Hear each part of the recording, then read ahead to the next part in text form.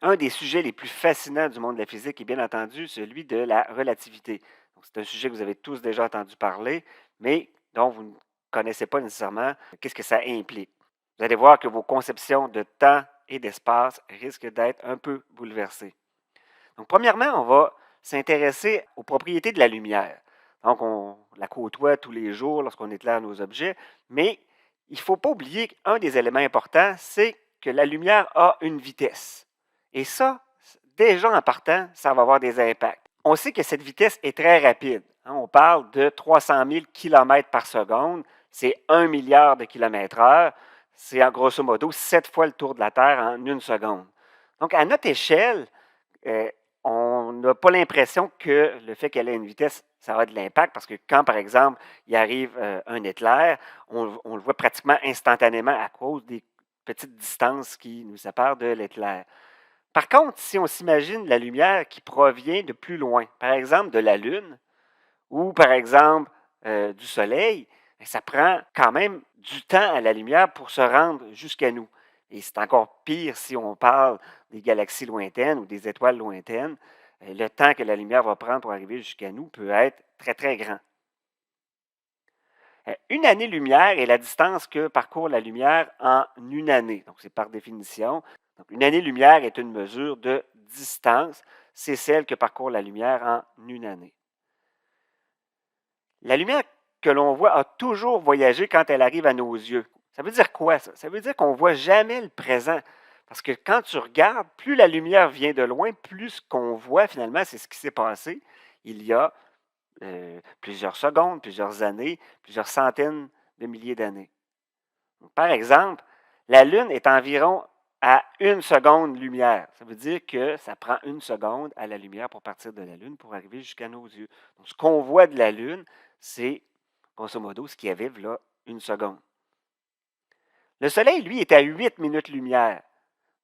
Encore une fois, quand vous regardez en direction du Soleil, ce que vous voyez, ce n'est pas le Soleil présentement, mais c'est le Soleil tel qu'il était il y a 8 minutes.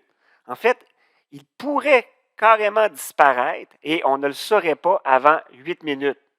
Et selon les théories actuelles, même l'effet de la gravité ne pourrait pas voyager plus vite que la vitesse de la lumière, qui est une espèce de vitesse ultime, entre autres là, de la théorie de la relativité d'Albert Einstein. Si on parle de l'étoile la plus près, c'est environ 4,3 années-lumière. 4,3 années à la lumière pour se rendre jusqu'à nous. Donc déjà, on est un peu dans le passé lorsqu'on regarde cette étoile-là. Et si on parle maintenant en termes de galaxies, la plus proche de nous, c'est environ 1 million d'années-lumière. Donc on voit ce qu'il y avait là-bas il y a 1 million d'années. C'est la même chose pour les habitants de ces galaxies-là. Quand ils regardent dans notre direction, ce n'est pas nous qui voient présentement. Ils voient ce qu'il y avait sur Terre il y a 1 million d'années, par exemple, pour la galaxie la plus près.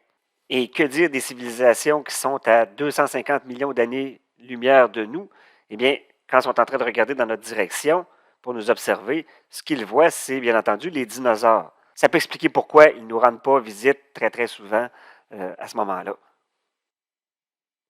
Donc, prenons par exemple, j'ai mis ici 2 étoiles et une planète. La lumière va arriver dans les yeux de la personne en même temps, mais ça veut dire quoi? Ça veut dire qu'ils n'ont pas été émises en même temps, puisqu'il y a une étoile qui est plus proche qu'une autre. Donc, exemple, si je prends celle-là ici, donc ils vont toutes arriver en même temps dans l'œil, mais pourtant, la lumière qui provenait de l'étoile la plus éloignée, ça fait déjà un bon petit bout qu'elle était partie. Donc, toutes les informations qui arrivent en même temps ne proviennent pas des temps qui sont identiques. Donc, on va pousser un petit peu plus loin notre raisonnement, justement, en parlant de l'espace-temps. On va s'imaginer que notre univers aurait juste 2 dimensions d'espace. Okay? Pour faciliter là, le travail, il ne faut pas oublier qu'on a nos 3 dimensions, mais là, on va s'imaginer que l'univers serait un plan, là, comme je viens de mettre ici. J'ai mis un point rouge là, qui pourrait représenter une étoile qui serait à une certaine distance de nous, puis le nous, ce serait le point vert ici. Donc, ça veut dire qu'à un temps donné, c'est l'univers, il serait, par exemple, dans cet état-là. Donc, il y a une étoile et il y a nous là, qui est de l'autre côté. Mais bien entendu, quand je regarde en direction de cette étoile-là, je vous l'ai dit tantôt, la lumière prend un certain temps avant d'arriver à nos yeux, donc je ne la vois pas telle qu'elle est à l'instant précis où là, j'ai représenté mon univers actuel.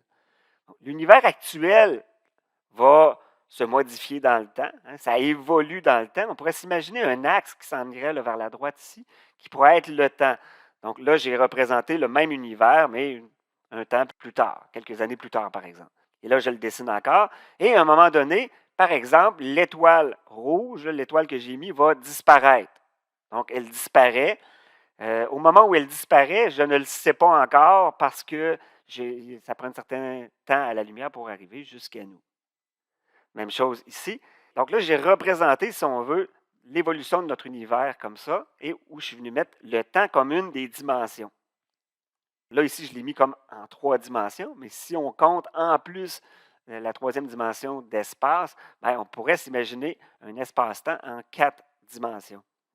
Quand vous regardez votre univers, quand vous essayez d'observer l'univers avec des télescopes, avec vos yeux, peu importe, vous ne voyez pas une tranche qui serait perpendiculaire, c'est-à-dire à un temps donné. Ce qu'on voit finalement, c'est plutôt une coupe en diagonale que je pourrais faire comme ça. Donc, ça veut dire que parce que la lumière prend un certain temps pour arriver à mes yeux, donc plus je regarde loin, plus je vois dans le passé. Donc, notre univers observable, c'est la coupe bleue là, que j'ai mis là, qui est en diagonale. Donc, au temps d'aujourd'hui, quand je regarde, je vois encore l'étoile. Plus je regarde loin, plus je vois dans le passé. Plus je regarde proche, plus je suis proche du temps actuel jusqu'à temps que je sois directement où mes yeux, et là, c'est le temps actuel que je vais avoir. Donc, non seulement l'espace-temps, c'est quelque chose qui va comme évoluer, là, comme je viens de vous montrer, avec 4 dimensions, mais en plus, les masses qui sont dans cet espace-là ont la propriété de pouvoir modifier l'espace. Donc, ce n'est pas juste un beau plan là, bien formé. Quand j'ai déposé une masse, ça va faire courber l'espace-temps autour. C'est comme ça que Einstein a expliqué la force gravitationnelle. En fait, c'est juste l'espace-temps qui est recourbé et quand les masses vont passer proche d'une autre, ben, ils vont suivre les lignes. Ils vont comme vouloir suivre la trajectoire. Un peu comme si vous êtes sur un trampoline et votre masse va créer un renflement vers l'intérieur, là, en plein milieu, donc vers le bas. Si vous lancez un ballon, il va avoir tendance à retomber sur vous. À la limite, même si vous le lancez avec un certain angle, ça se peut qu'il tombe comme en orbite autour de vous. Vous avez tous probablement déjà fait ça là, dans un trampoline, de le lancer et le ballon tourne autour de vous. Mais la lumière aussi va suivre cet espace-temps et Einstein avait prédit que la lumière passant proche, par exemple, d'une étoile, devait changer de trajectoire. Et il avait prédit, par exemple, qu'une étoile qu'on était supposé voir à un endroit donné, lorsqu'il y aurait une éclipse, par exemple, de soleil, si on regardait l'étoile en question, à quel endroit on la verrait, il avait prédit qu'on devrait la voir à un autre endroit, comme je vais vous montrer ici. Pourquoi? Parce que la lumière avait courbé. Donc, quand elle arrive à nos yeux, on fait le prolongement comme d'habitude et finalement, l'étoile, on va la voir à un endroit qui n'est pas du tout celui auquel on était habitué. Et ça a été une des preuves importantes, là, si on veut, qui est venue donner beaucoup de crédibilité à la théorie de la relativité générale là, d'Albert Einstein. Le fait que la lumière ait une certaine vitesse, bien, c'était très bien connu à l'époque et ce n'est pas le fondement même de la théorie de la relativité.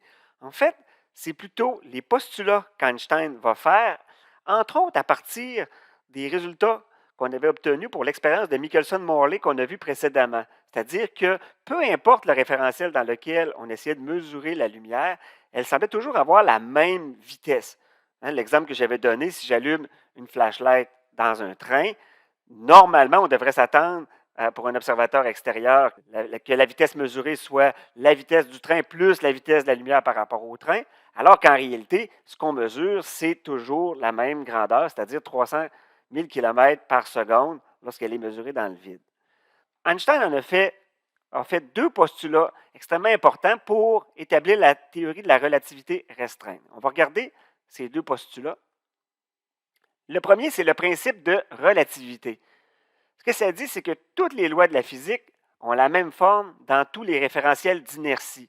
C'est quoi un référentiel d'inertie? C'est un référentiel qui se déplace à vitesse constante.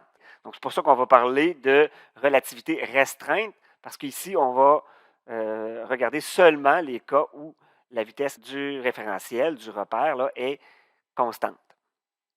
On l'appelle aussi le principe de covariance. Toutes les lois de la physique sont les mêmes dans un référentiel. Par exemple, si vous êtes dans un train, vous lancez une balle vers en haut, elle va retomber de la même façon, si le train se déplace à vitesse constante, là, de la même façon que si vous êtes dans votre salon, puis vous lancez la balle, puis elle va retomber dans votre main. Donc, les lois de la physique sont exactement les mêmes. Ça implique aussi que tous les référentiels dans lesquels on va faire des observations vont avoir la même valeur, c'est-à-dire qu'il n'y aura pas de référentiel privilégié.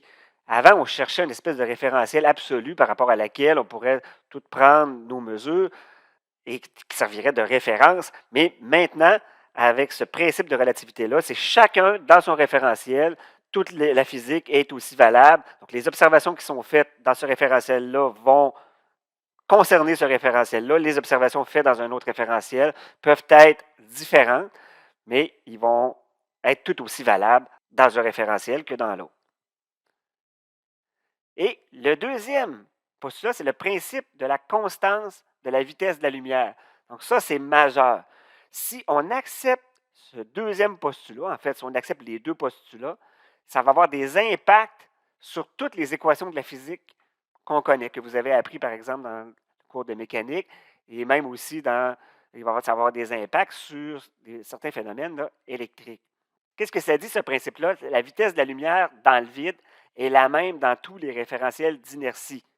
Elle ne dépend pas du mouvement de la source ou de l'observateur. Donc, si on accepte ça, quels vont en être les impacts par la suite sur la physique? C'est ce qu'on va voir là, dans les prochaines capsules là, sur le sujet.